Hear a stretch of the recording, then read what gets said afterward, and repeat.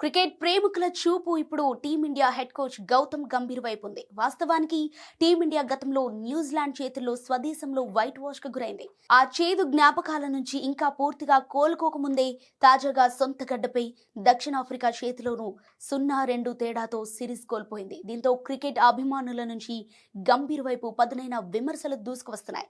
టీమిండియాకు గంభీర్ కోచ్గా వచ్చిన 16 నెలల కాలంలో భారత్ 3 టెస్టు సిరీస్లు ఓడిపోయింది.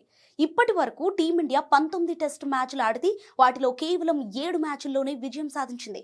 10 టెస్టులో పరాజయం పాలై 2 మ్యాచ్లు డ్రాగా ముగిశాయి. ఈ నేపథ్యంలో టీమిండియా హెడ్ కోచ్ పదవి నుంచి గౌతమ్ గంభీర్ ను తప్పించాలనే డిమాండ్లు ఊపందుకుంటున్నాయి. ఏకంగా కొందరు అభిమానులు గువాహటి టెస్టు మ్యాచ్ అనంతరం మైదానంలోనే గంభీర్ రాజీనామా చేయాలంటూ నినాదాలు చేశారు. అయితే బీసీసీఐ గంభీర్ కు మద్దతుగా నిలిచింది. ప్రస్తుతం బీసీసీఐ ఎలాంటి నిర్ణయం తీసుకోవట్లేదు. అన్నీ కుదిరాకే ముందుకు వెళతామని బీసీసీఐకి చెందిన ఓ అధికారి తెలిపారు.